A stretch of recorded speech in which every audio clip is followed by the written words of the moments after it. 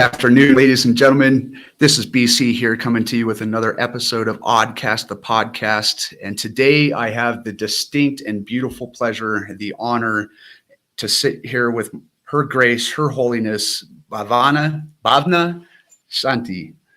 Thank you.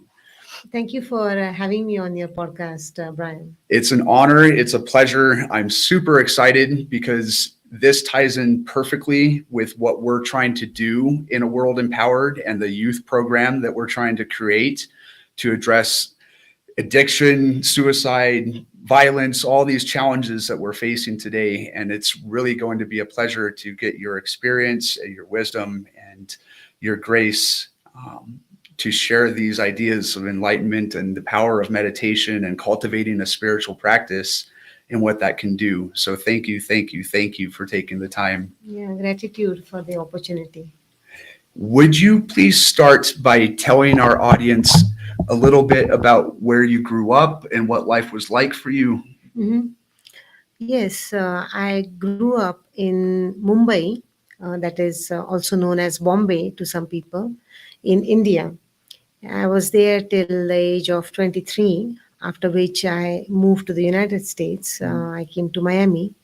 So growing up in Mumbai, at that time Mumbai was very different than how it is today. It was much less crowded, and it's a beautiful set of islands really that have been merged together, and the sea and everything is beautiful there. But growing up as a child in Mumbai, what I remember is my time that I used to play with other children, and growing up with my parents taking care of me, and besides that, also my schooling. So when it comes to playtime with friends, so we used to just go out there and play in the playground or outside, like in the parking lot outside of our building. And I remember sometimes the children, they used to not play with me. For whatever reason, like if we've had some differences, and because of which they don't want to play with me. So then at that time, I remember I used to go and play by myself in the playground. I used to find myself lying on the grass and looking at the sky, the blue sky.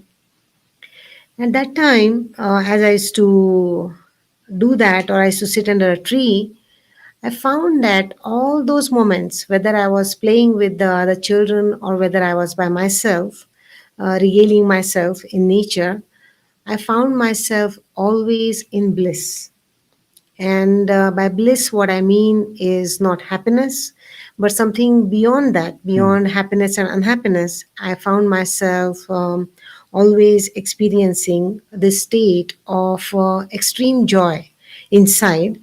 It was not dependent on what was happening around me.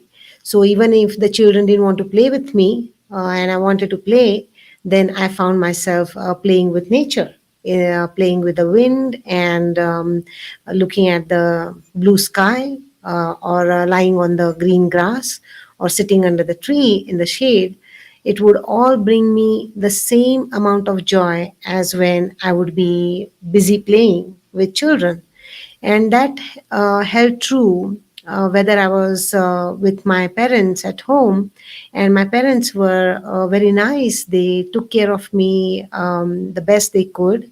But we had some tough times, and we were not financially very well off. And my mother was going through some illness. And all these things did not change how I felt. I felt always. I, okay. Sorry, no problem. Making sure that the live stream has audio. Apparently it does. Okay, so how I felt blissful. And the same way that when I was at school, and I was very fortunate to be in a school that had like a spiritual component to the education. And I think that made a lot of difference. My mother was particular that I go to that school, and that school was not a convent school or an English medium school where many parents would want to send their children. It was in my language. The medium instruction was in our regional language, and they made sure that every day that was auspicious was celebrated in a spiritual way. And I was introduced to mantras and the spiritual practice of chanting to some extent in that school. So some spiritual practice I got acquainted with in my school itself, and that made a lot of difference in my education. So I performed very well even in my education, and in general I have very good memories of my childhood. Did your parents and your family have a strong spiritual practice in Yes. meditation and this as well, or did it really begin when you went to school? No, they were very spiritual people. My father, in particular, used to do chanting, walking meditation. He would wake up at 3 a.m. and that's when he would wake us up, and that's how I knew that he was doing it. And we would go to sleep by like about 9 p.m. and then wake up at 3 a.m. That would be a routine, and he was very disciplined. And from 3 a.m. to 6 a.m., he would just pace up and down in the outside corridor near the balcony, and he would pace up and down in the fresh morning air, and he would be chanting Om Namah Shivaya. And that is the chant or mantra associated with the dissolution principle or the divine dissolution principle, also embodied as or symbolized as Shiva. Okay. So that's what he used to do, and that's how I got familiar with that, or that was my first introduction to spiritual practice.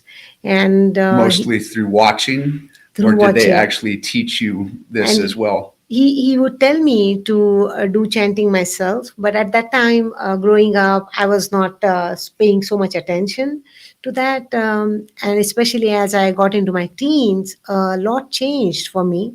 I became very aware of peer pressure, and with the peer pressure, I found that my goals in life had shifted from just being in that blissful state to achieving in life. And that put a lot of pressure on me, and I found myself becoming very competitive to the extent of being I would say obnoxious. And I was no longer the obedient child who was in bliss. I was in more stress. And all I wanted to do was achieve better grades and get to the United States and become like some sort of an executive and earn lots of money. And that state of bliss then left me, and instead I was filled with anger. And Where did that come from? Do you have a guess where the anger arose? the anger, it started around the age of 16, and it was, I don't know where it came from. It was not there as I was growing up. And I found myself getting very angry with my parents, at my parents, arguing a lot with them, sometimes even screaming. And in fact, the term blind fury made complete sense to me because I used to literally go blind in my bout of anger, and it kept growing, increasing. And my parents were very concerned, so they took me to different places, like wise people and holy places and things like that. But I would not put anything into practice what they told. So it didn't work, obviously. And then in that kind of a mental state, I came to the United States just burning with ambition. and I achieved everything that I had ambition for. I, in fact, when I was doing my MBA, I got a scholarship for it. I went to the University of Miami in Florida, and at the end of my first year, when we were looking for internships, in fact, I was doing so well that I had got 8 internship offers at that Wow. time, whereas many other students were struggling to get even one offer. So I In was, business, you said an MBA? yes, Okay. yes. And I was doing an MBA with a specialization in operations research. And then, as you can see, like my grades were very good, and I was doing very well in a worldly way. But inside, I was not happy, Hmm. leave alone blissful. And in fact, what I experienced is that at that time, my husband to be, he was my boyfriend at that time, when he would call me, I would be happy. And when he would not call me, I would be unhappy. Hmm. And for me, that was unacceptable because I felt like I worked so hard to get where I was in my life, but the bliss that was always there in my childhood was missing, and instead I was on this roller coaster of unhappiness, happiness, anger, and depression. I went through very dark days of depression during my teenage years, from the age of like 17 to till about 23, and I didn't know what was happening, and that's when I really, from inside, started seeking. Hmm. I was seeking that bliss state, and I realized that it doesn't come from these kind of things. External validation does not achieve bliss or Not at joy. all, Brian. You put it, I think, much better, and in much fewer words than I used. Yeah.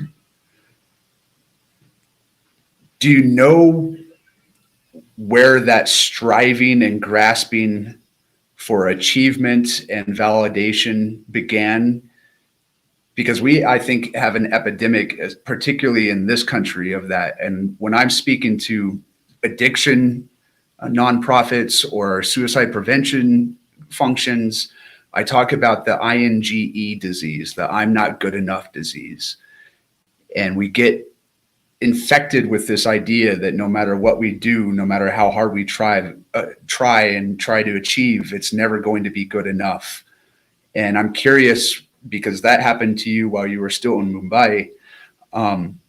Do you have a guess as to where that came from and why you moved from this blissful, happy child that could just play with the wind and be happy to I needed to have great grades and I needed to get into university and I needed to have friends and I needed to do all this and this and this in order to be happy? Yes, in fact, it's an interesting point you mentioned that you said that you worked with like suicide prevention centers. And I remember as a teenager, I had attempted suicide too. I used to become suicidal with all that anger and depression quite often. And where it came from, at that time, I didn't understand it. As I said, like it started quite suddenly in my life at around the age of 16. And I think that the fierce competition in the world outside as I was growing up,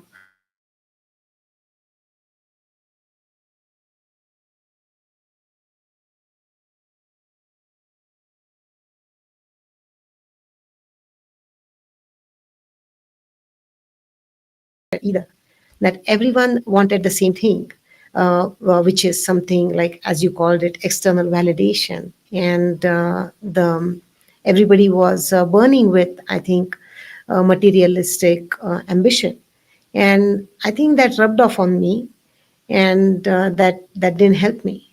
I think that's where maybe the roots were. So even though your parents had a strong spiritual practice and you were going to a school that actually taught and implemented some of these tools, that still creeped in. Yes, because I was spending most of my time there. I was spending most of my time with friends. Hmm. And if they had those kind of views, then it started mattering to me. It started making sense that I want to belong. And that's when I found that I changed paths in a way from the spiritual to the materialistic, and that didn't help me. So fast forward, you're in Miami, you have a boyfriend, you're engaged to be married, and you're about to or just got your MBA. What's next? Well, then I started a job, and then we did get married. And at that time, it seemed like we had a lot in common when we got married. And then I found that once we got married, all the differences became apparent. So then we were having a lot of arguments and a lot of differences of opinion, and sometimes a lot of fights. And it was not what I thought it would be or what he thought it would be. And around that same time, I met with a seeker, spiritual seeker from the Spiritual Science Research Foundation. And we had moved by then to Atlanta. It was around the year 1998. And I had just given birth to my son.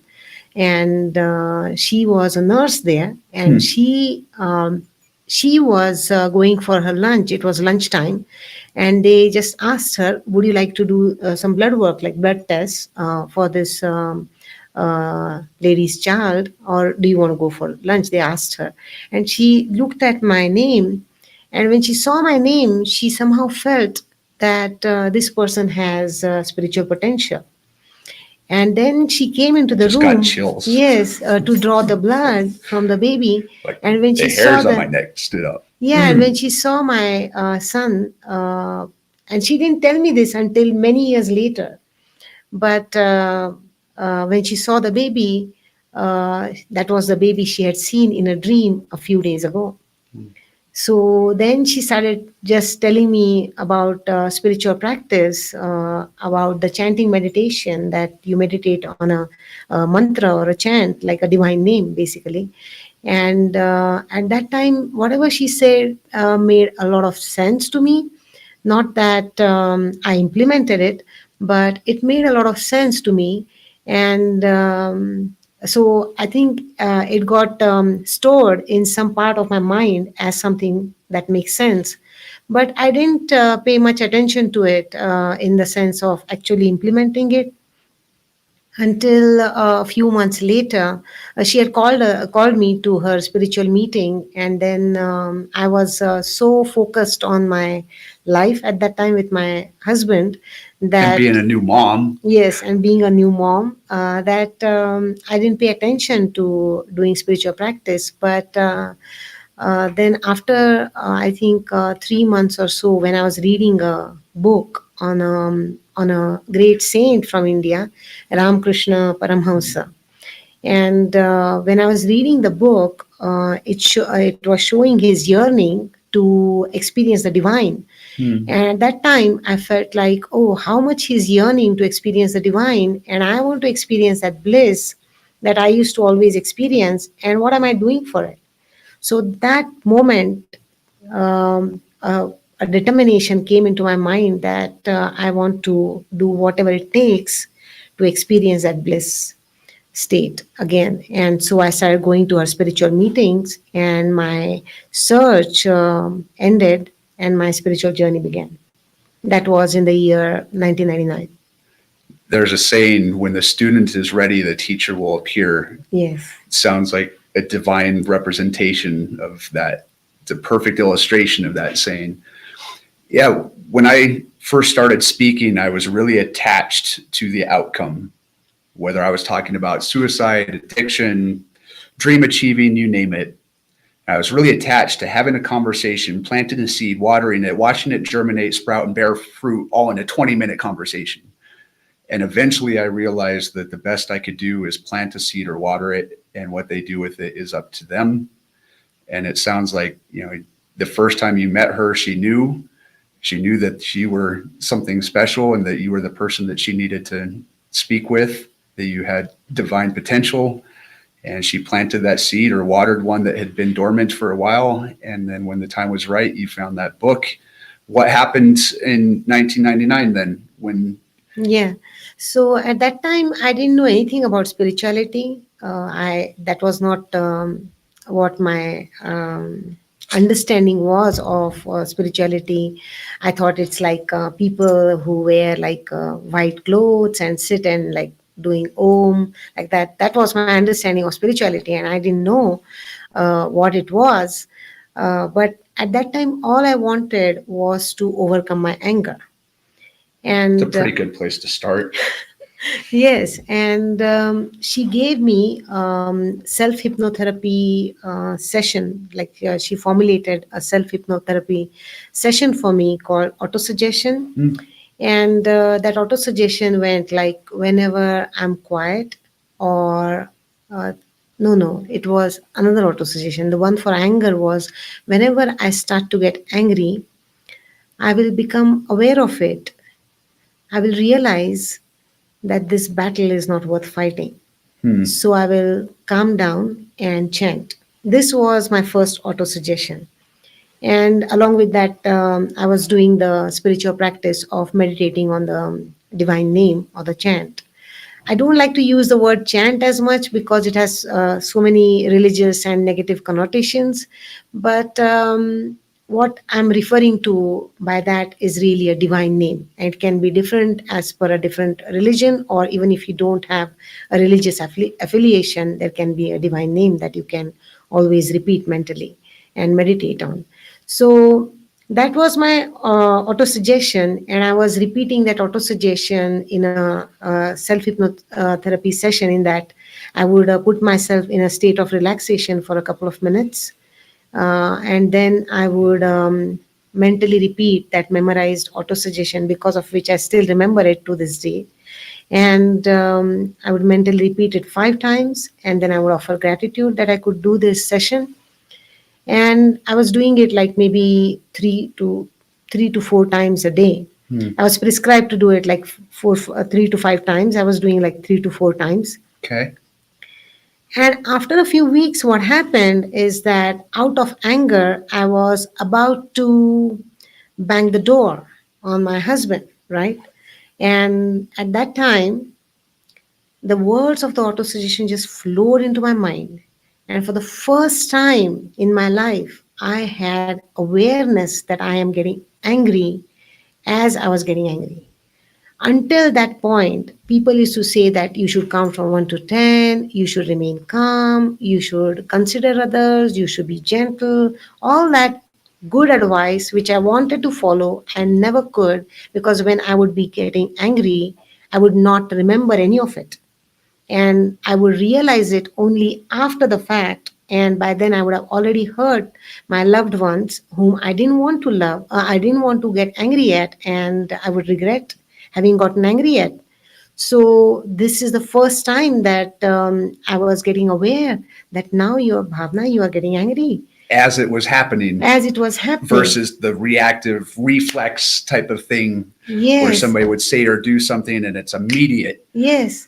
And Hmm. because of that, what happened is that I did exactly as per that auto suggestion. I realized that this battle is not worth fighting. So I calmed down and I started chanting. So as I did that, as you can imagine, I did not bang the door.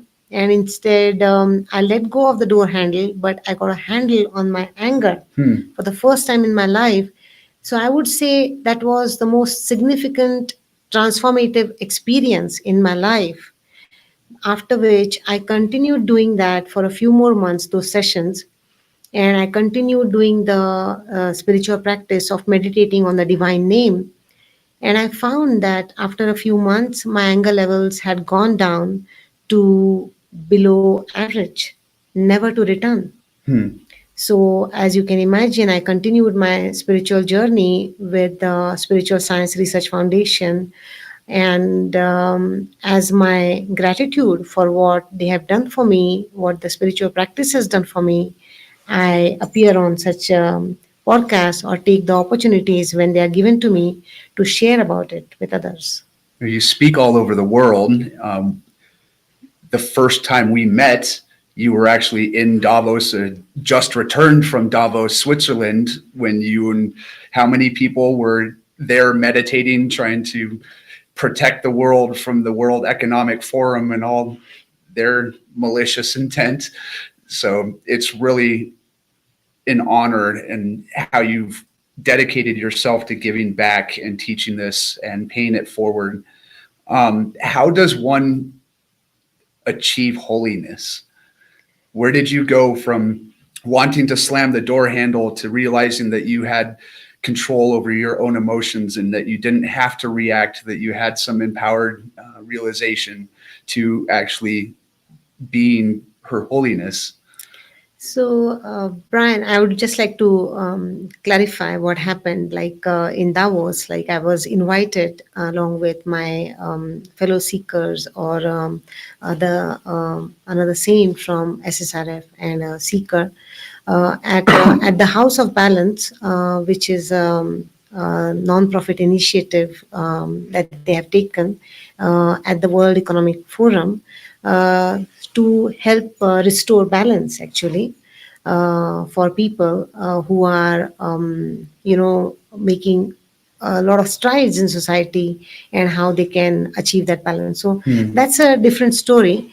But coming back to your question regarding how I reached sainthood, so I used to, as a child growing up, my father, he was, as I said, he was very strict, very a strict disciplinarian. And so we didn't used to get to watch any Bollywood programming or shows or movies, anything like that. We were not allowed to. And the only thing that we were allowed to watch were movies about saints. So that at that time there used to be like black and white movies on the TV. Sometimes they used to show on Sunday. And then when I used to watch those movies of the saints, in particular, there was this saint called Tukaram from a few centuries ago. And then I used to watch that movie, and it was about another one of his contemporaries. So when I used to watch that, not his contemporaries, but another saint from that region of India, when I used to watch those movies, I was so impressed by how selfless they were and how they were constantly just giving to society and people. And they went through a lot of persecution uh, because people had not realized their sainthood. And and they were always in a state of bliss. So that is how I wanted to become, and they were my role models. And then later on, as I said, like I moved away from all that with peer pressure and things like that. But when I came back to spiritual practice in the year 1999, and as I continued growing spiritually, that always was my inspiration, that I wanted to become like them. And for that, And that it was possible.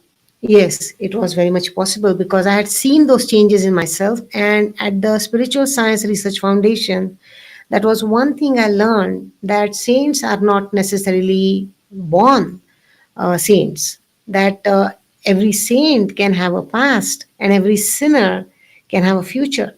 This is something I learned at the SSRF, that you evolve into becoming a saint. If you make the choice. Yes, if you make the choice to do spiritual practice with your free time.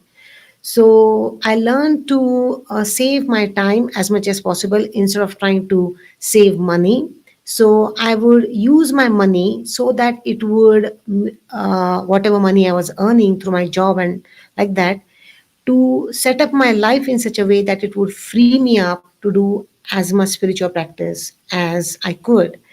And because of that, as you mentioned earlier, that mindfulness, even in day-to-day activities like brushing teeth, I learned that that is very much possible. So I was later on, I separated from my husband, and I was a single mother raising my son.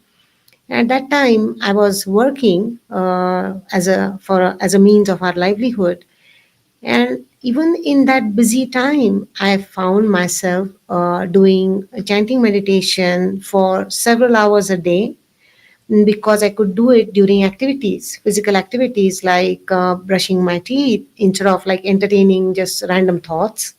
I found myself repeating the divine name mentally. And because it's a mental spiritual practice, I found that I could do it anywhere, even in public, such as when I would take the train to work or back, and so on and so forth. Hmm. So I found that my spiritual practice was growing, and I added other aspects as guided, other aspects such as developing spiritual emotion, which Hmm. is other than psychological emotion, like something that makes you happy when something goes your way, and something that makes you unhappy when something doesn't go your way. So it took me beyond that cycle of happiness and unhappiness, to the stage of becoming intensely aware of the presence of the divine Hmm. in my life, the universal energy, the transcendental force that governs the entire universe. And I found that it was very becoming very much a reality to my perception, and my perception was becoming more and more acute, to realize the spiritual vibrations from everything and anything. So because of that, I found that I was making better decisions, Hmm. because I was taking into consideration the spiritual vibration of things, people, of interactions, of places, of what have you. So my choices were becoming more aligned to what was going to be bringing me spiritual well-being for myself and those around me. As you became more attuned to those energies and vibrations, did you witness more synchronicities and more serendipities? And Absolutely, absolutely, Brian. In fact, I found that with the right kind of the divine names that I was meditating on, like I was meditating on one particular one that is called Sri Gurudev Datta, that was to overcome things such as depression, or it basically helps you and your departed ancestors and your entire lineage. So because of that, if they are stuck in your life, what can happen is, in your life you can get various signs of being stuck, like whatever you do in your life doesn't get you as much results. hmm. So I found that repeating that divine name, so the energy from that divine name was giving energy to my departed ancestors to move on in their afterlife, and that was helping me and my lineage to move on in their earthly existence. So we found that addictions had reduced in our family lineage. Then we found that people were not having as many miscarriages, but they were able to bear healthy children. People were becoming more successful at whatever they were doing. And the other divine name that I was meditating on, I was told to meditate on, was Om Namo Bhagavate Vasudevaya. And what that means is, Om, I surrender to the divine sustenance principle. And with that, what I was finding was so much sustenance energy of the divine was coming towards me and was filling my being and my surroundings. And so I found that whatever I was doing, I was not only just creating new initiatives, but I was able to sustain them, including my spiritual practice, and it was growing Hmm. as a result. And so these things made me realize that whether I have to rent an apartment, then how is the energy of it? Whether it is in alignment with my spiritual well being goals and my overall goals, whether it is good for the well being of my son and me being in there. So I could feel it. Like most places I found had negative spiritual vibrations, so I would steer clear of them, and I would get into situated myself into better places. And In fact, even interactions, just casual interactions or regular interactions, I found that I was becoming aware of the spiritual vibration of it, something that was draining me. Then Hmm. I learned to disengage from such interactions and get myself more involved in interactions that were fulfilling for everyone concerned. So these things helped me to navigate through life. And I found that my capacity was increasing so much that what was earlier taking me 8 hours at work to achieve, I was able to achieve in 2 hours. Hmm. I was a programmer, a database programmer, and analyst, and I found that I would be able to troubleshoot much more smoothly, much more quickly. Like my mind would go to the exact place where the problem lay. Or when programming, many a times I would have the recording of the divine name on, and I would be playing that recording, and while doing that I would be focusing on programming, and the program would come out with no compilation errors, which was, as an engineer, as a computer engineer from Mumbai, was not my experience Hmm. until then. And it would have no debug errors, like there would have no software bugs in it, and like that. So many such experiences increased my productivity at work. And I found that I became a better team player with people, because I had this sense of security and confidence, inner confidence, because of which I didn't feel insecure to help my colleagues who had joined newly. So I would tell them everything that I had learned, all the tips and tricks, so that they don't have to reinvent the wheel, because I knew that the divine was my boss. Hmm. If the divine wanted me in that job, nothing could take me out of that job. And if the divine didn't want me in that job, nobody could keep me in it.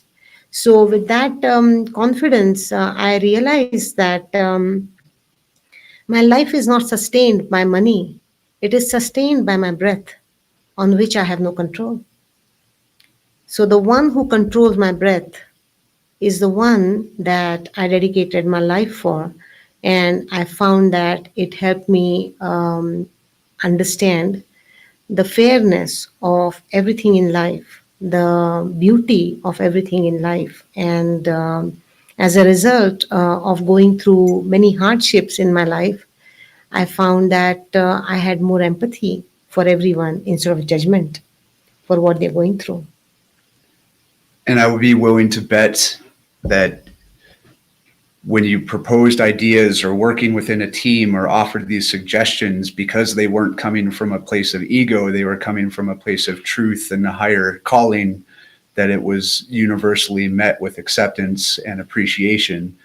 I know a lot of times in a corporate environment, when somebody tries to tell somebody to do something or they should do it this way or that, there's often opposition and pushback and barriers and walls go up and people are like, who do you think you are?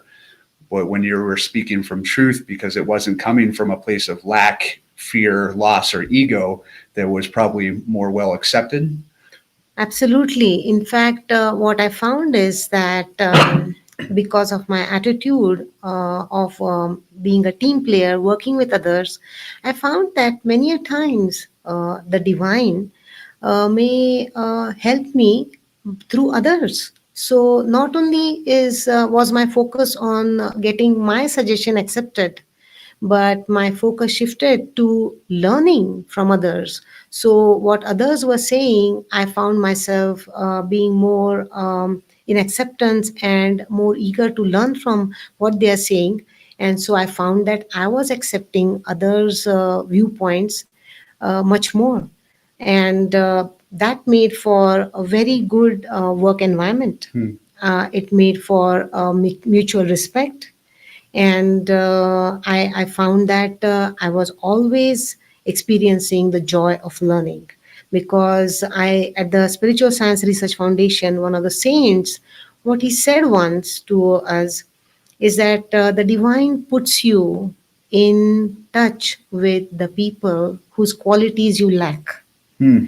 So because of that, I found that I had a greater appreciation of the qualities that people had, because I knew that I have to imbibe them if I have to develop all the qualities, the beautiful divine qualities that can possibly be imbibed, if I have to merge with the divine.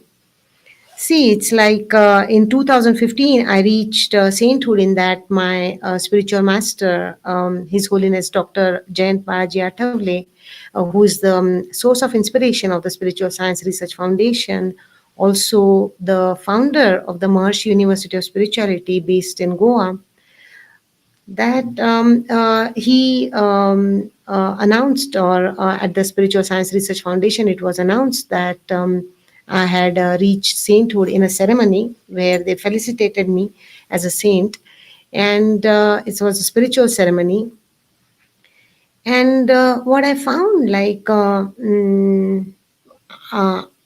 just before that, I could feel that I had reached that stage, because I found that my mind was no longer the individual mind consciousness. I found that one day, just before I was declared to be a saint, I found that the walls of my mind had collapsed, were just they just collapsed like that, and I found a merging with the universal mind, The collective consciousness. the collective consciousness, if you would so call it. And because of that, I found that it's my mind is mostly without any thoughts. In fact, for the most part, there are no thoughts. When I sleep, there are no dreams. Uh, and then the thoughts that come, I find that they flow smoothly into my mind, and those are the ones that I express. I know a lot of people that would very much love to have no thoughts, especially while they sleep or try to.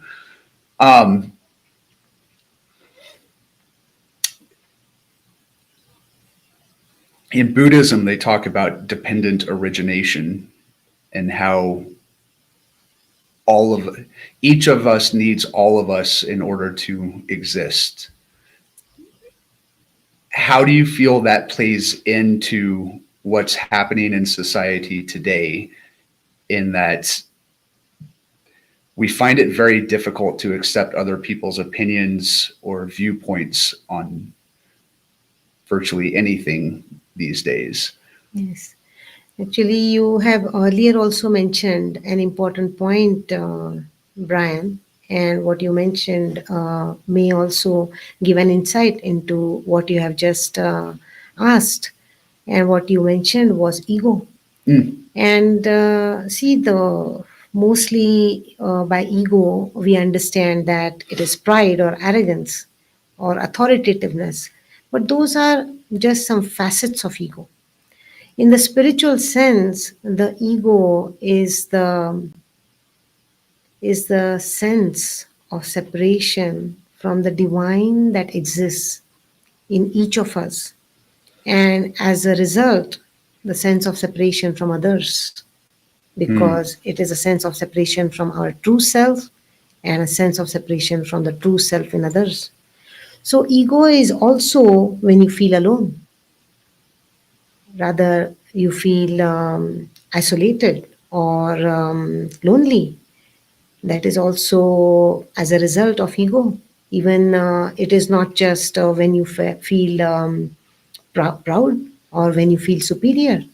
Ego is that sense that makes you feel that you are better or you are worse than others, because it makes everything relative to itself.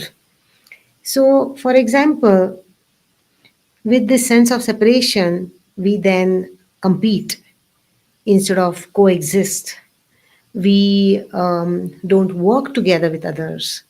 And because of that, one thing that I learned at the SSRF, or the Spiritual Science Research Foundation, was that at an individual level, when you're doing your spiritual practice, you're meditating, the intention is important.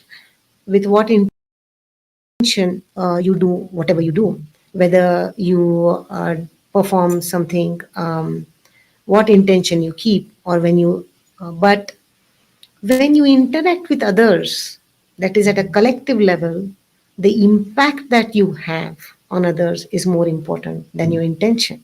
Your intention may be very good, you may be well meaning in what you are doing, but if you have the incorrect impact on others, then that hurts people.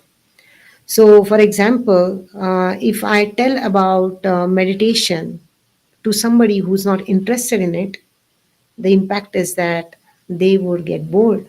Mm. And the further impact of it is that they would think that spiritual people are boring.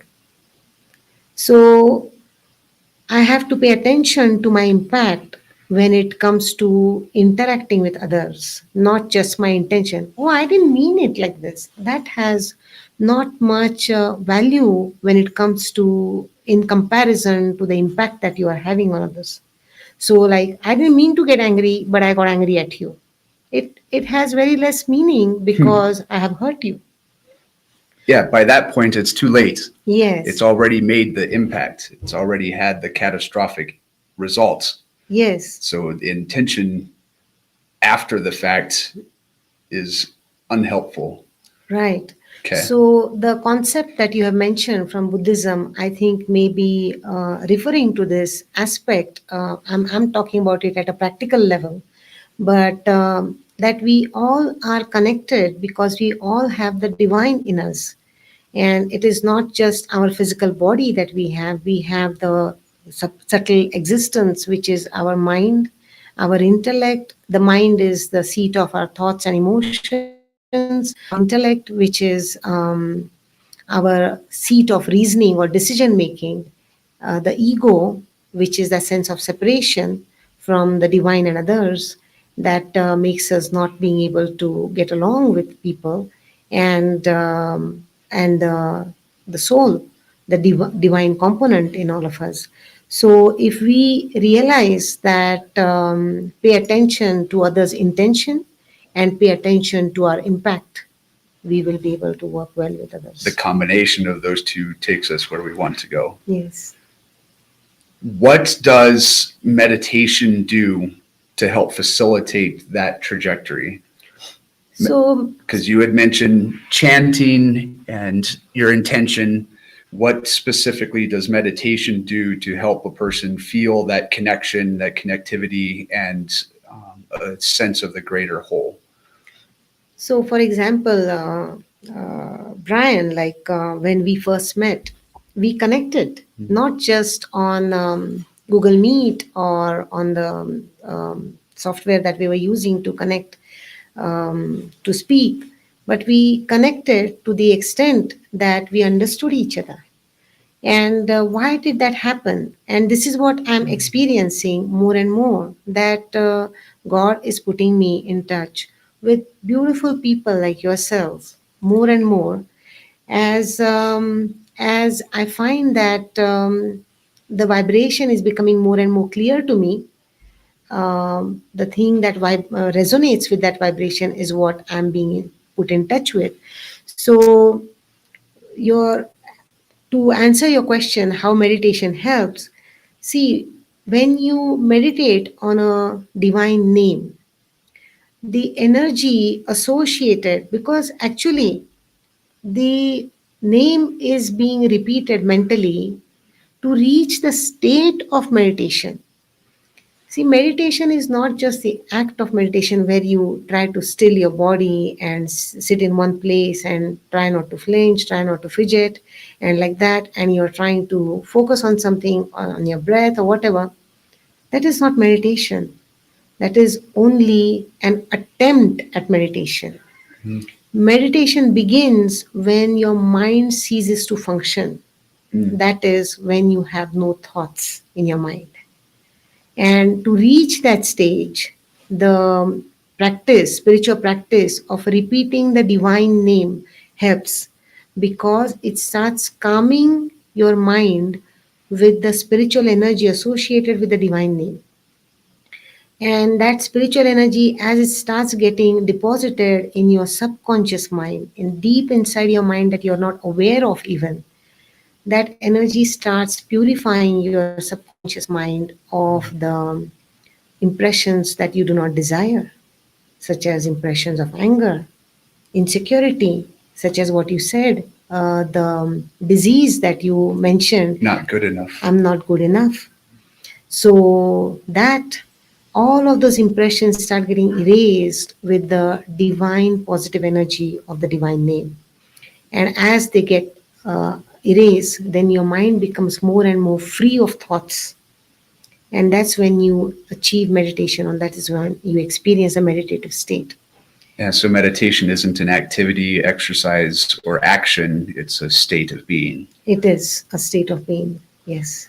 And the way you experience it is by doing spiritual practice. How many different ways are there to achieve this? Your particular practice works really well with chanting the name. Are there different ways, different Absolutely. There are many ways. sources or tools or ways that a person can achieve this state with? Yes, there are many ways, Brian. Actually, there are various paths, like the path of knowledge, or the path of action, the path of devotion, the path of meditation, the path of chanting. So there are various paths like that, and that have been practiced for millennia, for the ages. For example, what the path of action is that you do good action, but the key word is without expectation of results. So many people keep doing like volunteering themselves for good causes and things like that. But that is not necessarily the path of action if you are keeping a result, an result oriented expectation. Why is that? Because if you do it like that, then you do some good, but you will not experience the bliss which is the result of meditation, or which is the end result of spiritual practice. If you keep expectation, one day or the other, your expectation will not be met.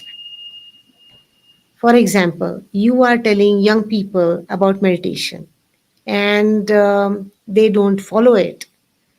If you keep the expectation that they should follow it, what you said earlier, that you are only planting a seed. Whether they want to nurture it further and take it ahead is up to them. That is without expectations, Brian. But if you keep the expectation that they should do it, and if they don't do it, what's the end result? It is not bliss. It is frustration. You will feel frustrated. Is that because it is imbued with the wrong energy and intent? Yes, You're it is. not doing it for the right reasons? Yes, you are doing it with the expectation, and that expectation doesn't take into consideration the state of the person, the stage of the person. It doesn't take into consideration the situation of the person. And because of that, it stems from our ego. I was just going to say, it sounds less selfless. It sounds like when we do things for that reason in that way, that it's because we're trying to grasp or achieve some sort of self-gratification, that I want to feel like I've done something important, like I've made a difference, and you've put yourself in the position of receiving rather than the person for whom you're trying to offer this. Absolutely. And then you don't have understanding for others, and that even makes it more difficult for you to achieve what you set out to achieve. It's a very difficult balance to walk, I would assume. I'm picturing, because we're talking about the program that A World Empowered is creating and trying to implement into mainstream public schools, this mindful breathing, mindful stretching, mindful energy practice at a kindergarten level, not having expectations, not having attachments, and making sure that I'm doing it for the right reasons so that it can have the right impact and that it's not about me, while simultaneously maintaining the energy, enthusiasm, and drive to do it. Sounds like a challenging tightrope to cross. How does, using me as an example, how would you recommend that I make sure that I'm staying on the right path and I'm doing the right action for the right reasons? That's a very nice question, Brian. It shows your innate seekership. It shows that you are not out there to teach, but you are out there to learn. Hmm. Very nice. So, yes, in your field of work, in this selfless initiative at the World Empowered, what you're trying to do, Brian, is simply commendable. And you will meet with many challenges, as Sure. I'm sure as you can identify or relate with that. And at that time, if you remind yourself why you are doing it, and if you let go of the result, that how much it will be accepted, how much people will do it, then you will realize that you will derive the bliss from the effort itself. And from time to time, because you are trying to bring meditation as a spiritual practice to young children, of school going children, you want to also take spiritual guidance from time to time, because it's a spiritual thing that you're bringing to people. It has nothing to do with religion. And spirituality has nothing to do with theism or atheism. Hmm. Spirituality is for everyone, including those who don't understand it. So, even if a person does not believe in God, they can be quite spiritual, because the spiritual component is there in all of us, the divine is there in all of us, or the greater self or the transcendental self is belongs to all of us. A lot of people would argue that it's a lot easier to be spiritual outside of religion. I don't want to digress. I'm curious if you could help the audience understand the distinction between spirituality and a theistic practice. Right. See, it's like, sorry, No, you're good. yes. So it's like a framework. Religion is only a framework, and it is like the base model Okay. of a car. Like, so that's the very base, like that's the at least something that brings some level of a framework or a structure Like to the your. chassis and the wheels of a car. Exactly. Okay. But the thing is, when you want to fly, you get out of the car. Mm. So it is something that helps you to get from point A to point B, if that is how you want to get from point A to point B. But if you want to fly, you're not going to get into the car. So spirituality lies beyond religion. And that's why it is the one connecting force for entire humanity Mm. and entire creation, as a matter of fact, not just the humankind, but for the entire living and non living creation itself. So, here, the spiritual practice of meditation, if a person feels that, okay, the divine name that I would meditate on to get into a meditative state quicker, and something that I can do anytime, even at my work, as I'm walking to the restroom, or during physical activities like driving. So, if I don't want to do the divine name, Om Namo Bhagavate Vasudevaya, the person can do whatever divine name that resonates with them, Hmm. but they should stick to it. They should not switch from one thing to the other. It is a practice for it to become perfect. So you have to keep doing it, you have to focus on it.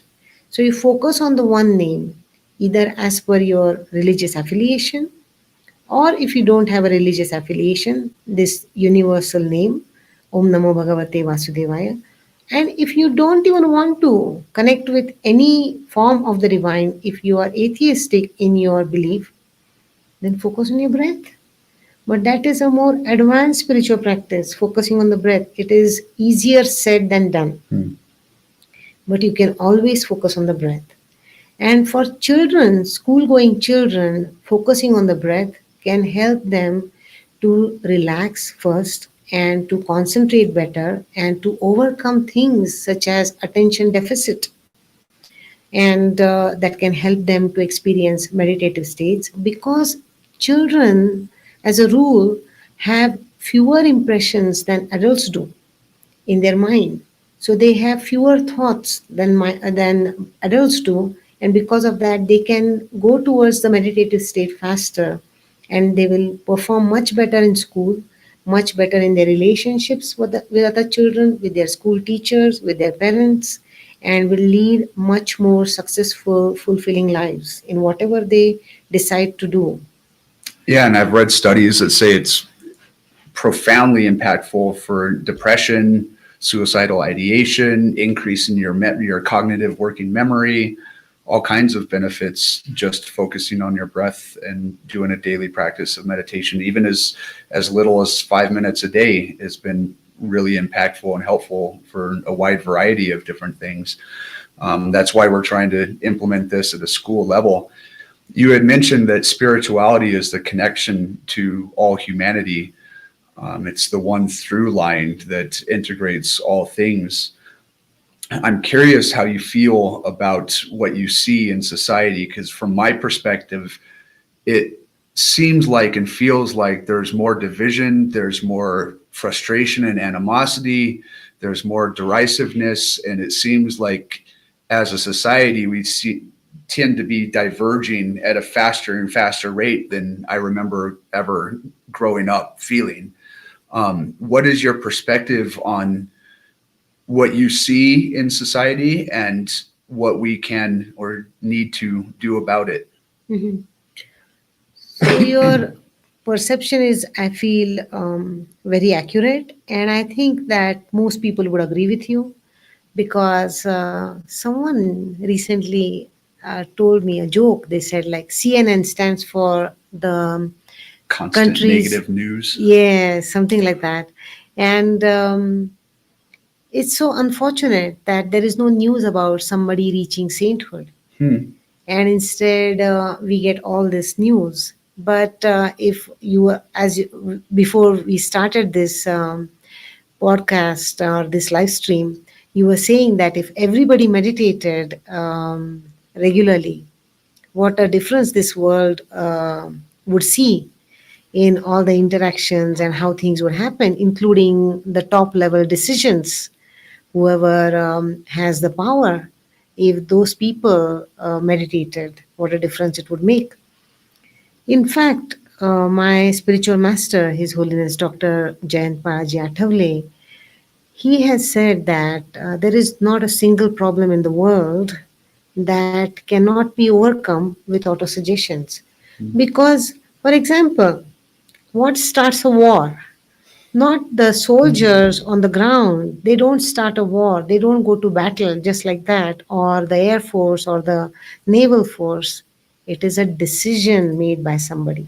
Starts with a thought Exactly. that somebody is an enemy, and the only way to overcome or disempower the enemy is through force. Exactly. So at that time, if they did the spiritual practice of meditation or they gave themselves an autosuggestion, if they were to simply do this 3-4 minute session a few times a day with the autosuggestion of that this is not something that will, instead of think whenever I feel that this needs war, I will realize that maybe talks can bring better results. So I will calm down and initiate talks. Right. So this will make an impression in the subconscious, at a subconscious level, not at a conscious level, that we want to have mutual respect, we want to work together in global harmony. But at a subconscious level, this harmonizing kind of thought is taking root. Then the person's behavior or will change as the thinking will change. How can we convince people to turn off the news and spend more time being quiet, being silent, and being more intentional of the thoughts that they're creating and focusing on their breath and their connection to spirituality? Well, Brian, I don't think we can convince anyone. And I don't think that's what you want to do either. I, Fair. I think what we can do is those who are interested, we can tell them the benefits that we have ourselves experienced. For example, you yourself have experienced firsthand the benefits of what spiritual practice you have done. And through what you are doing through this live stream, where you are interviewing people who have experienced that benefit, you are trying to bring it to those who would like to listen. So I think that is the only way you can put it out there. As you said, plant the seed, and if they would allow you, nurture it, and that's where we leave it. Lead by example, plant seeds and water some, and hope they decide on their own that this is something of benefit. Exactly like you did, and I did. Yeah, throughout my teens and early 20s, I was also very angry and found myself suicidal and addicted to methamphetamines. And all of it really stemmed from that sense of feeling not good enough, that no matter what I did, no matter who I was, no matter what I achieved, it would never be good enough. And getting back into that state of bliss and just living and loving life for what it was without striving or trying to achieve, grasping, as they mentioned in a Buddhist sense, that striving is like grasping and you end up with rope burn. This is one of the reasons why I think this program will be beneficial for the youth that we're trying to implement, with intentional breathing, intentional stretching, and intentional energy work as part of a daily practice, like we brush our teeth and wash our hair or comb our hair and take baths every day. That teaching these youth to practice these techniques before the compounded effects of stressful emotions and stressful situations ends up catastrophic, before they end up in a facility, before they end up medicated, before they end up addicted, before they end up committing self-harm or harming others. Practicing these tools like meditation and yoga and Tai Chi and things like this can give the tools and techniques to somebody to decompress, to release the pressure before the compounded effect ends up catastrophic. And like I was telling you before the podcast started, I can picture a world where these youth have done this every single day, 5 minutes, 10 minutes, 30 minutes a day, every single day for 12, 13, 14, 15 years of their life.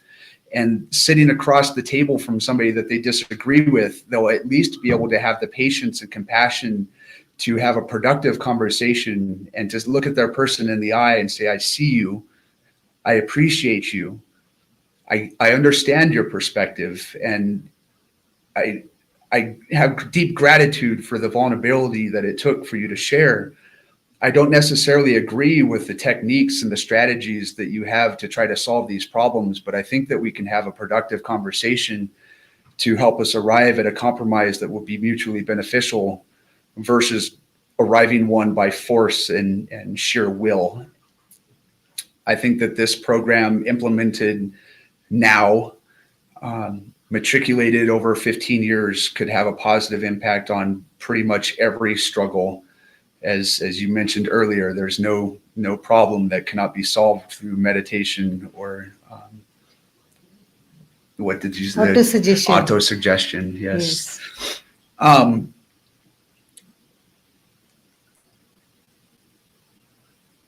I want to go back to, you mentioned letting go of results.